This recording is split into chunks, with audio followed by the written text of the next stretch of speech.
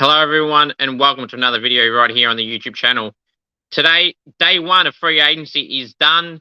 Technically, free agency moves can happen throughout the weekend. When the trades are out on Monday, that weekend from that week, trades can't officially go through, but free agency moves can for this weekend. So keep an eye out for that. Please remember to subscribe to the channel if you haven't already. Turn on the bell for all notifications. The news of the day, I'm going to go in detail in a second, but Matt Flynn joined the Eagles as a unrestricted free agent from the Giants to the Eagles. Matt Flynn, a ruckman, 26 years of age. The compensation pick was pick 40 to the Giants. We had James Jordon was the first one, went to the Swans from the Demons as a free agent, and end of second round, pick 39 for Melbourne's weight. Tom Fullerton announced that he's departing the Brisbane Lions and has requested a trade to the Melbourne Football Club as a tall forward backup ruck. Interesting move there. Clayton Oliver is staying, and Joel Hamling has announced he will be joining the Swans as a free agent. That hasn't officially gone through, but the club have put their farewell post up for him. Sydney, as of this recording, haven't officially written anything yet, but that could be today or tomorrow even for that. The trade's open on Monday at 9 a.m. Victorian time. Now, please subscribe if you haven't already. Turn on the bell for all notifications. There's going to be a daily video every single day of the trade period and free agency period. So today, excluding this weekend because it's not officially open. So today, then Monday to Friday next week, and then the Monday, Tuesday, and Wednesday of the following week after that. And then I'll do one the day after for full trade wrap. So day-to-day videos, stay tuned for that. And the AFLW show, of course, on the Monday or Tuesday night next week. I'm still undecided on that. Probably the Monday night, if I'm being brutally honest. So keep an eye out for that. Content never stops. And then we've got the draft after the trade period. So, and then I might do best 22s again. Who knows? We'll wait and see. All right. So the first one for today was James Jordon to the Sydney Swans as a free agent. And Melbourne got an end of second round compensation, which is 39, as their trade went through first. Or free agency move went through first. Well, this is how I put it. People are going to whinge about the rules and going, oh, James Jordon, is he worth pick 39, really? It's probably honestly about the range for him, but people got to understand the ruling of how it works. It's the age of the player, the games they played, the contract length. The major two are age and contract length. If a spud got, for example, a 6-year deal on 500, they'll net a end of first round compensation or after your first pick compensation, depending on how much exactly it is. I think it's around 800,000 will net you your pick after your first round pick through your ladder position. Even if you don't have a current first rounder, say you finished last, pick one, but you didn't have that pick because you traded out the year before or whatever, you would get the back end of your ladder position. So if you finish last, pick one, even though if you don't have it, you'll get pick two. That's how it works for that. So in this James Jordon case, I'm going to go roughly on an estimate that he probably got a 3-year deal on about 450 odd, hence why it's an end of second round. And to be honest, I think that's fair enough. He's a solid depth option, and I mean, he was a sub a lot. So, I mean, he was just missing the Melbourne team, and he was in some weeks as well. I think it's a solid pickup for the Swans, and it's a free move. Free agent, no trade cost, only money. And if he's not on much, it's a hit and miss. And if it works, it works. If it doesn't, it doesn't. Same with this option here for the Eagles. Matty Flynn, the Giants' fringe ruckman, has joined the Eagles. I mean, Matt Flynn showed some glimpses in his career at the Giants that he can play at the level. West Coast can now push Bailey Williams up forward, even though he had a good season in the ruck after the first 6 weeks, which were terrible in the ruck. His rounds after that were pretty good.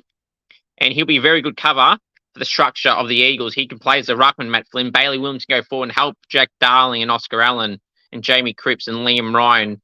So it sounds a lot better structurally for them. You don't have to play guys that are inexperienced or not good enough at the level to play down there.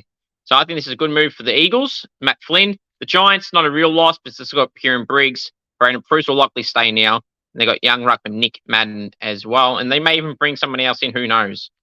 So two good moves, two good solid moves for two clubs. Tom Fullerton. Brisbane Lions, fringe forward rucks, played about 16 games in 5 to 6 years. Now, this is a better move than Brodie Grundy, and here's why. It was never going to work. How many times I have to say the Grundy move to Melbourne was stupid on his part and stupid on Melbourne's part. This was never going to work with him and Gordon. They're both pure rucks. None of them can play forward. Tom Fullerton, on the other hand, albeit not that big a level name, he can play as a backup ruck and play up forward. He's more of a forward. He's like a Marbiol Chol type player, so they can pinch it in the ruck. And he's taller than Marbiol Chol. So this is a good move for them. Cost nothing. It would be like a pick in the 50s or 60s, if that, future fourth, something like that. Structurally, it fits better. And with their forward line issues, he's not a guaranteed to play. He's just like a Josh Shackey type, but he's a ruckman size. So it's an actual ruck, a forward that can play forward. So replace Grundy's position in the team. And if he plays, he can be the second ruck to Max Gawn as well and free up Gawn a lot more. So this could work, this move. Don't say I told you so. Some people are going to scoff at this. Cost them nothing. You might get a 2-year deal. If it works, it works. If it doesn't, it doesn't. So that could be a good move on trade period on Monday. I expect that probably one of the first trades to go through. That's the AFL ringing me, Gil, telling me about the Saints and Paddy Dow and Dylan Shield and Liam Henry. They just ring me to tell me that Scoop Sauce said, we're not giving up pick 12. Remember that, for your friends. It's not happening. Definitely not on its own.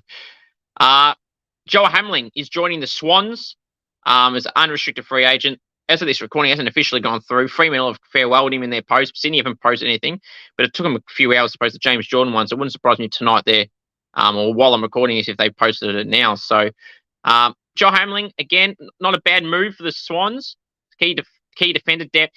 It's a solid player. Was nothing amazing, but again, for nothing, only financially, probably got a 2-year deal at Swans too. Maybe one, but possibly 2. And considering his age and the money was probably going to be cheap, Freo probably will get nothing.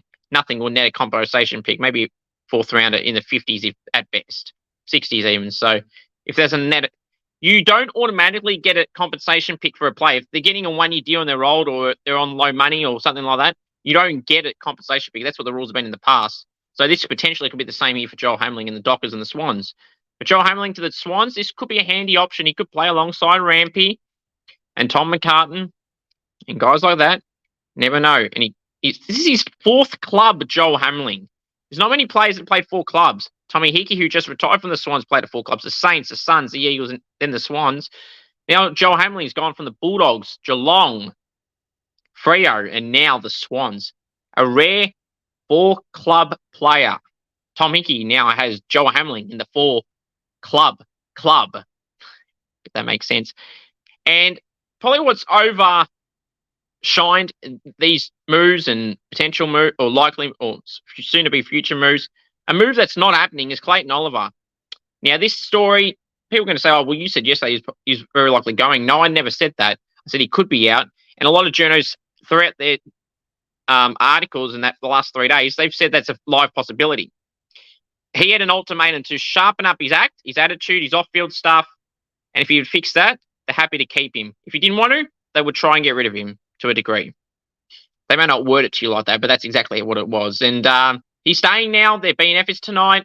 I'm sure we'll hear something there. Potentially Gary Pert, their CEO of Melbourne Footy Club, put a statement out saying he's not going and yada, yada, yada. That's not a surprise. So that's just something to keep an eye out. Marbiol Chol has nominated the Hawks. Zach Fisher nominated North Melbourne. Dylan Stevens is nominated North Melbourne. I didn't mention them in my big trade wrap video. If you didn't see my full extensive video, go and check that out. I would greatly appreciate it. So there's some more names on there that I went through. Some updated players for you to look through. And Xavier Dursman, actually, I want to finish with, actually. He has got interest from the Bombers, and apparently he's got an interest with them. This could potentially be a part of the Zerk Thatcher trade. I think Essendon will win big time because I do not rate Zerk Thatcher at all.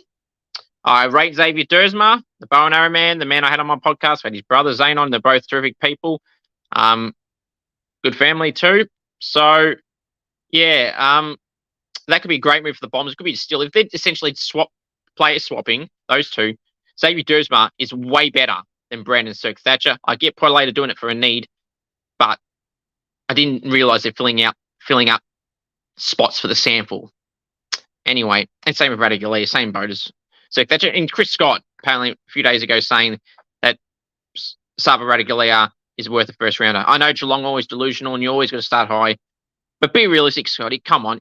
You didn't rate him. Don't say you rate him so highly and we got high hopes for him. You played him in the 2 lots of the year And you only played him when DeConing broke his nose or Auchencast, and then he was back out at the end of the year again. And then he was injured. So don't give me that. He's no good. He's just like Zerk Thatcher, no good. But Port Adelaide seem to think so, and they need depth. I don't see why Port Adelaide wouldn't have bothered just to get Joel Hamling instead as depth option. He's older, he's experienced, he's got more runs on the board than those two combined. He's not amazing himself, but Port Adelaide, it would have been a cheaper option. They wouldn't have to get rid of Xavier Dersma to try and fit these picks in for Zerk Thatcher and Radigalera and that. I think Port Adelaide are lost on this. Xavier Dersma is way better than Zerk Thatcher and Radigalera. I understand it feels a need, but it's a need that's not necessarily in this case. Should have got Joel Hamling for free. Offered him a 2-year deal, he would have taken it and run. So, disappointing for the power there. But anyway, go check out the video from yesterday, about 17-minute video, full comprehensive wrap of about 30-odd names, even more. And I go into detail about every single one of them pretty much. So, go and check that out. Please subscribe to this channel if you haven't already. Like this video down below. We're aiming for 20 likes for this video. We'll greatly appreciate it. To the next video on Monday with the AFLW show also. Take care. Go Saints and Saints. Secure Dylan Shield, Paddy Dow, and Liam Henry. And not for pick 12. Go Saints.